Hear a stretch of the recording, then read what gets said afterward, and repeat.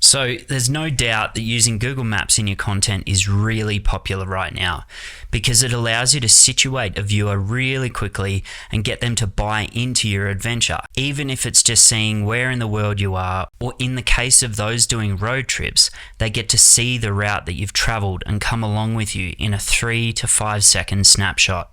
So this video is for those that want to learn how to make these map overlays, like the ones I've used in some of my latest motorbike travel videos. I've got links at the end of this video or in the description below.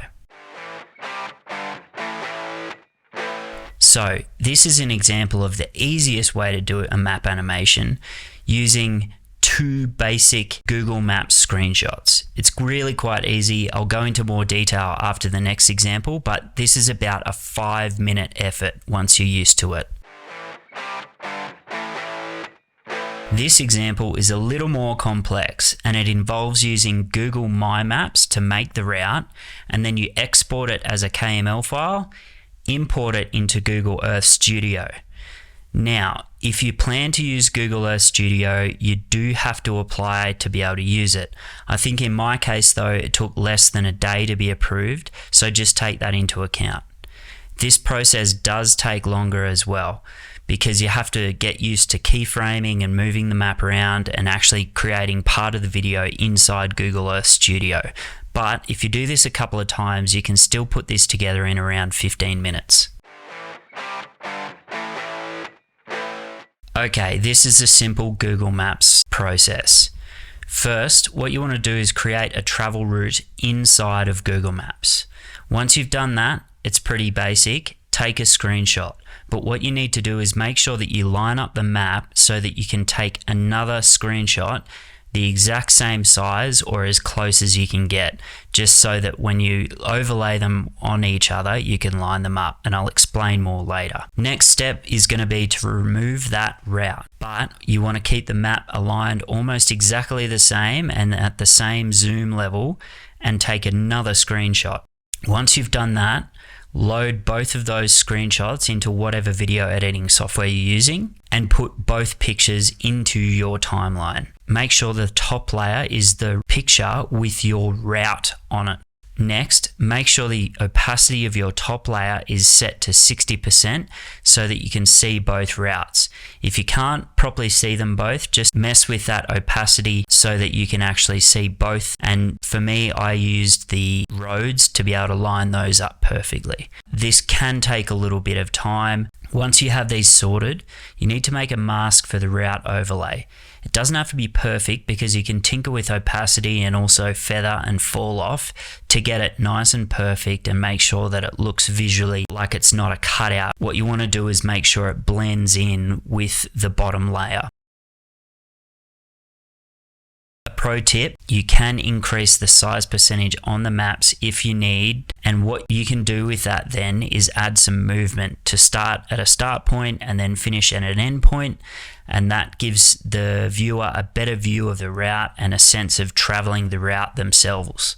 Now, render the video and play it through to make sure you got it all perfect. It can take a bit of playing to get exactly right. If you want to know how I did some of the other effects, like reveal the route along the way and those sorts of things, feel free to buy me a coffee in the link below and include your email, and I'll happily answer any questions you have.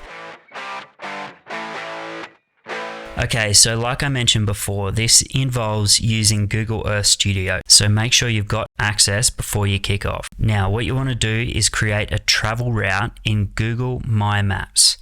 It's the same as Google Maps, but basically it just allows you to add each step along the way and then export it as a KML file.